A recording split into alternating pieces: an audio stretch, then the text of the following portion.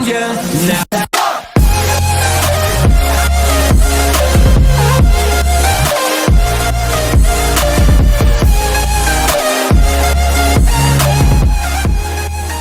Alright guys, here's the tutorial for my original card trick Morph. I hope you guys all enjoyed watching my performance video. And also, happy Father's Day to all the fathers out there. I hope you're all having an amazing day. Now before I show you how to perform this trick, I'd just like to take a moment to tell you where this trick came from. So this trick actually stems from the very first card trick that I ever learned. I don't remember who I learned it from or what it was even called, but I do know it was the very first card trick that I learned. Now this trick is always my go-to card trick. If I can't remember a trick, I just blank on what trick I wanted to do, or there's a trick that I think I might be able to do but I'm not too confident with it yet and I need something to replace that trick, or if I just need something fun and simple to do for a quick little trick, I will always use this trick. And I tell people all the time once I'm finished performing it that it's one of the easiest tricks that I know, but it always gets really, really great reactions. So that trick is this. You take the bottom card and you flip it face up, so now it is the only face up card in the deck at the very bottom. You have a card selected, let's say this card, and it is the Two of Hearts. Now while the spectator is looking at the card, you will not be looking at it, but you will be flipping the deck upside down. What this does is to the spectator, it looks like the cards are all face down, when really, all these cards are face up, and the only face down card is this card here on the top. You have their card returned to the deck anywhere they want. Now they're placing a face down card into all face up cards here. You bring the deck behind your back, and what you do behind your back is flip over this top card like this, flip the deck back to being face down, bring the deck out from behind your back, spread the cards out on the table, and the only face up card in the deck will be the spectator's card. Now for me, super simple, but it gets great reactions. I was actually going to film this trick and post it to my channel, just like this. But then I decided, this trick is so easy for me. Why not spice it up a little bit, add in some things? And I actually ended up making this trick go from super easy to intermediate/advanced.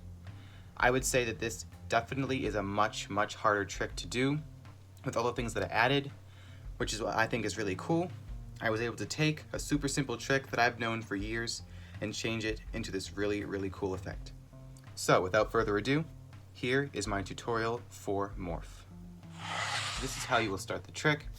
Start by giving the deck a shuffle, and if the spectators would like, you can let them shuffle the deck as well. It's always good to get the spectators as involved as possible and allow them to shuffle the deck if the trick will allow it. Now, I also just realized here that I need to take the jokers out of the deck. I do not want these in the deck for the trick, so make sure you do the same if your jokers are still in the deck. You just want the normal 52 cards, no jokers. So once the cards have been shuffled and you've made sure that the jokers are taken out of the deck, you can move on with the trick. Now you're going to tell your audience that you need 2 spectators selected and that they will each be picking a card. Now as you're explaining this to the audience, you're going to be doing a secret move under cover of your misdirection of talking and the deck. What you will do is hold the deck like this, and you're going to lift up on the backs of the cards like so. What you're doing is riffling off one card from the back like this. And then you'll stick your pinky in, keeping a slight pinky break, but only just for a second. Then what you will be doing is curling your index finger under that card, and under the cover of the deck, you're going to be flipping it face up, just like this. So now on the bottom of the deck, it will be the only face up card. So again, riffle down the bottom card like so, stick your pinky in for a quick little pinky break, curl your index finger behind the card, and under the cover of the deck like this, you will flip the card over face up.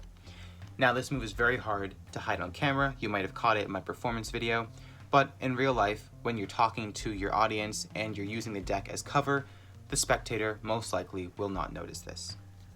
Now the card is the only face up card, you move on, allowing the spectator to pick their card. So you'll start with spectator number 1, you'll dribble down the cards and allow them to say stop whenever they want.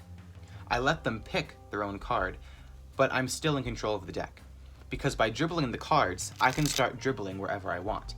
So I like to aim for about the middle so that there's still a pretty good amount of cards for the spectators to choose from, but without realizing it, the spectator is actually being forced to not pick a card near the bottom because I'm deciding where I dribble the cards. So you'll start with spectator number 1, tell them to say stop whenever they like. Let's say right here, they say stop. You can allow them to change their mind if they want. Let's say they want to go a little bit further and they stop here. Now when you spread off their card, you're going to be flipping their card face up. You can do it however you like. I like to do this where I spread it off with my thumb, and then as I place it on the table, I just flip it over with my fingers and leave it face up. These cards go back on the top, and you'll dribble the cards again. Spectator number 2 says stop. Let's say they're satisfied with this card. You'll spread it off, but this time when you place it on the table, you'll leave their card face down. Place the cards back on top, and now the cards have been selected. Now there's a reason why this card is face up and this card is face down, and you'll understand why once we get there. Now, obviously, spectator number 2 will notice that their card is left face down, while spectator number 1's card is left face up. But you'll explain to spectator number 2 that the reason we left their card face down was because we're going to start by focusing on spectator number 1's card. So, you will now be moving on to spectator number 1's card, telling them that you're going to get it lost in the deck. Pick up their card, in this case the 8 of clubs, and you tell them that you're going to place it on the top of the deck, so just like that, place it on the top, and that you're going to cut it into the middle. Now, here's what you're doing. You'll take the deck in your hand and swing cut about half the cards. You'll take them into your opposite hand and drop this other packet on top. But you're not just going to drop it on top because that would actually lose their card in the middle. And you don't want to do that, you want to know where their card is. So, what you do is as you drop this pile on top, you drop it and you leave your pinky just like this, so now you have a pinky break between the two halves, separating this packet from the original top half, and the top card here is the spectator's card. Now, this part of the trick was probably the most challenging for me to figure out, because I needed to figure out how can I get the face-up card that was in the bottom of the deck to stay on the bottom of the deck, and also have the spectator's card to be on the top. So this is what I came up with. Right now, this top packet here, the bottom card, is that card in the opposite direction. And the top card of this packet here is the spectator's card. So all you have to do is start by breaking this top pile in half and placing it down as the first pile. Then take the rest of the cards above the break and place those down as the second pile. And then take all the cards below your break and place them down as the third pile. So now this first pile is just some random cards. This middle pile has the card that's face up, and this last pile has the spectator's chosen card on the top. All you do to keep those cards in the order that you want them is take the first pile and place it on top of the middle pile, and take the third pile and place it on top of the rest of the cards. So now if you look, you'll see that face-up card is still on the bottom, and the spectator's card, the 8 of clubs, is still on the top. So now to the spectator, it looks like you lost their card in the deck, but really everything is working in your favor and you know where everything is. So now the card seems to be lost in the deck, you'll move on to spectator number 2's card. Now I'll explain to you why we left their card face down. The reason we left their card face down was because we need to point at it in a moment. And there'd be no justification to point at the card if it was already face up, because you've already seen it, the spectator's already seen it, so why are you pointing at it? But if the card is face down, no one knows what it is. So pointing at it seems more reasonable. So you'll tell the spectator that we're going to look at their card, spectator number 2's card, and you flip it over like this.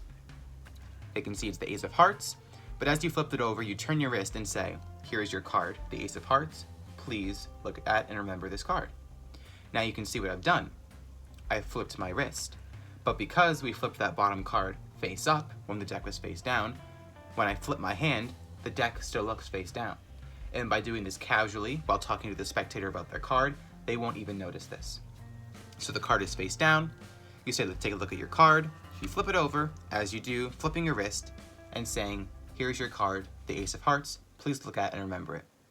Now you'll take the deck back into your hand without flipping it back over. And to the spectator, the deck still looks face down, but all of these cards are face up, except for this top card, which is acting as cover for the rest of the deck. So you'll hand this card to the spectator, they'll take it, and they can slide it in anywhere they want to the deck. All these cards are face up, so it is already a perfect position. They slide their card in, let's say here, and they can push their own card in and see it really goes right into the middle. Now make sure the deck stays square because you don't want any face-up cards to be visible as the spectator pushes in their card. Now you'll be getting into how you reveal their card with everything done behind your back.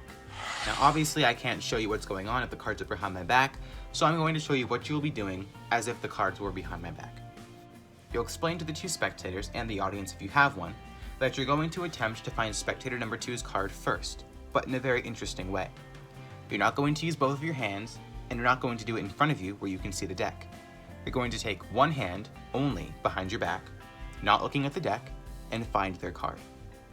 So you'll take your one hand behind your back, and the spectator obviously will be able to see that you're not looking at the deck and that one hand is still on the table.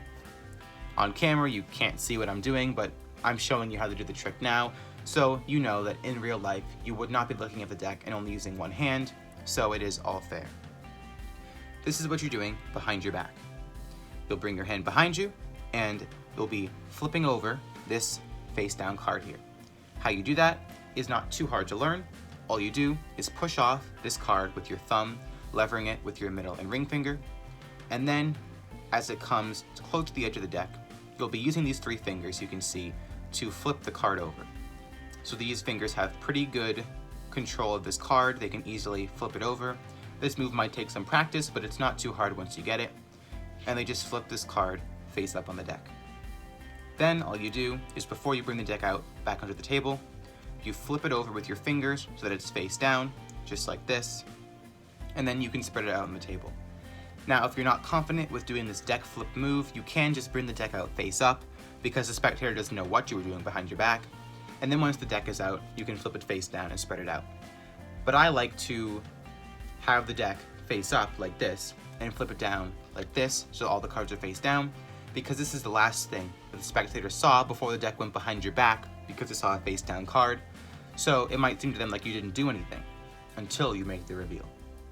So the deck is now in this position that I told you.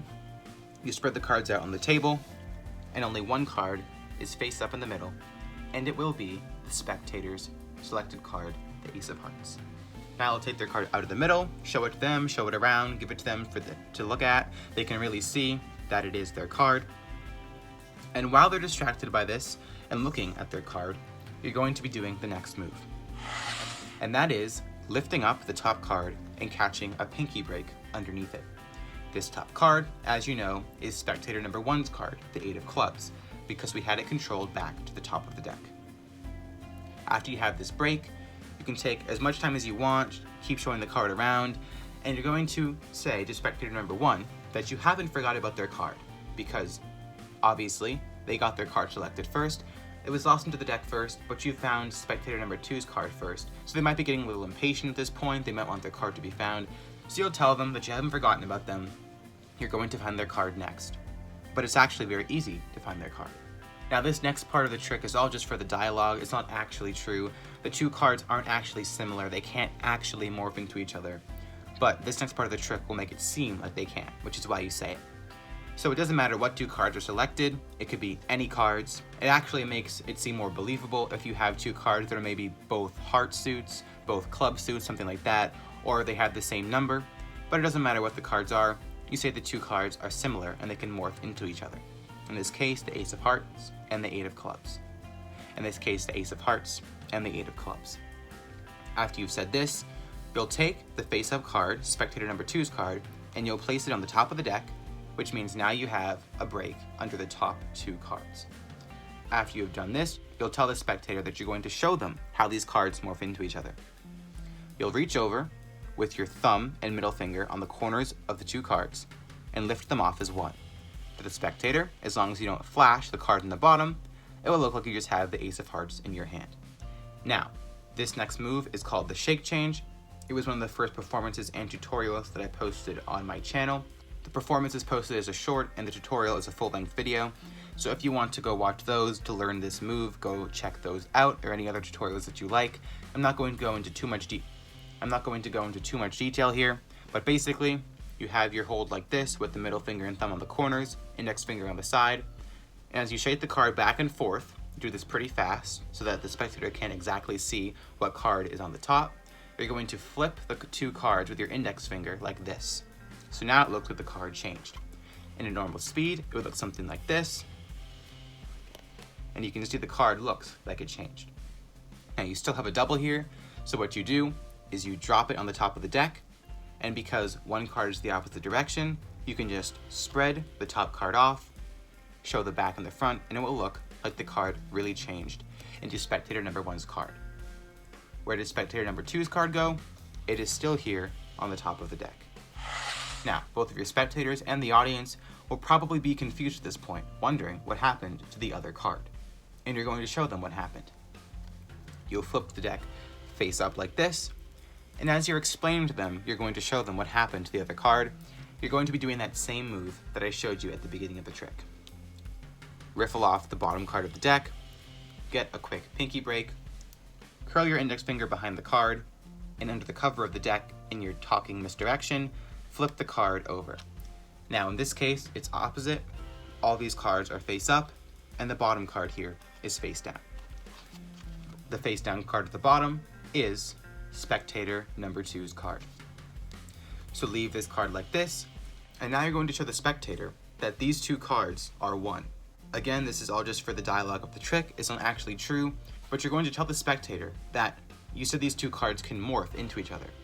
So you're going to tell them this card is still the Ace of Hearts. It just looks like the 8 of Clubs right now because you changed it. And now you're going to prove to them that it really is. Remember, Spectator number 2's card is on the bottom of the deck, and this next move will hide it from the audience. I've taught this move in a previous video, my performance and tutorial video for the best card trick in the world, and this move is pretty simple.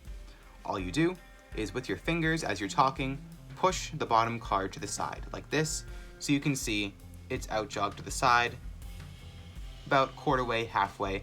Doesn't really matter, just make sure it's about this far out of the deck.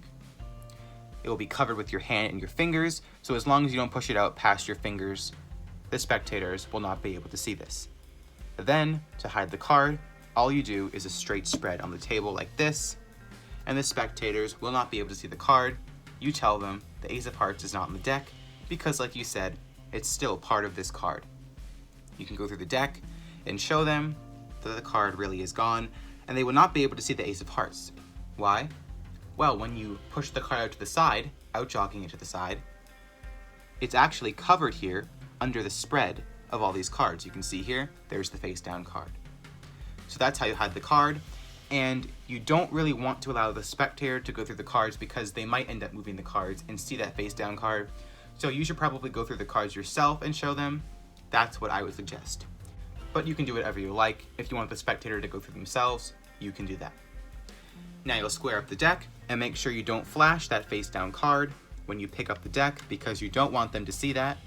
So don't go like this, make sure the cards stay square. Now you'll be getting into the grand finale of the trick. You're going to pick up Spectator number 1's card, and you're going to tell them that these cards can do one more neat thing. You'll flip Spectator number 1's card face down, and you're going to tell the audience that you're going to show them how to get both cards to appear. Now you're going to be placing this card back on the deck, but you're not going to flip the deck over and place it on the deck because then they would see this Ace of Hearts. So what you're going to do is place it under the deck, push it into the deck, square the deck, and once you can see that it's flush with the deck, then you can flip it over and say we're going to make both cards appear now. Now it looks to the spectator like it's just this card, but it's covering the other selected card under it. So you have two cards face up and the rest of the deck face down. Now as you're talking to the spectator about this, you're going to riffle up the back of the cards and catch a break under the top two cards. So both of the selections. Then you're going to come over and hold the cards like this. You can use any fingers that you like. I like to hold the bottom edge with my thumb and then the top edge with my middle finger and ring finger like this. And then my pinky and index finger are just off to the side. And then you'll place the deck down on the table. Now you're going to be doing the ripping move where you rip one of the spectator's cards out from the middle of this card here. So how you do that is you transfer this grip here to holding the card with your thumb on each side of the deck, so your left thumb and right thumb on each side of the deck, and then on the back you have your index fingers and middle fingers like this, and then you're going to tell them that you can make both cards appear by going 1, 2, 3, and all this is bending the card so it gives a snap when you bend it up, just like this. You can do whatever you like for this part. I just like the sound that it makes.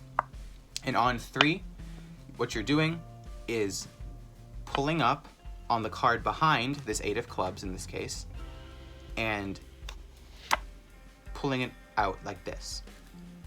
As you pull it out, you can snap the card a little bit. It will make a nice sound. And by doing this fast, it will look like you ripped it out from the middle. So 1, 2, 3, it looks like you ripped it out from the middle. So that's how you do that move, and then you can place both cards down on the table and say, now we have both of the selections on the table. And the thing I love about the end of this trick is that everything is completely examinable. The deck is back to normal. All the cards here, as you can see, are face down. Same thing, you can show the faces just like this. All the cards are face up, and the spectators can go through and see there are no duplicate cards. The only Ace of Hearts and 8 of Clubs in the deck are the 2 on the table. So that is how you perform my original card trick, Morph. I hope you guys enjoyed learning this trick. It's a really, really fun one. I'm excited to perform it on many people in the future, but I really hope that you guys have fun learning it. If any of you guys want to post this trick on your channels, maybe just do the performance or both the performance and the tutorial, that would be really cool. If you want to tag me in your video on your channel when you post it, it'd be really, really cool to see someone else performing my trick. But that's all for today, guys. I hope you enjoyed this video, and I'll see you next time.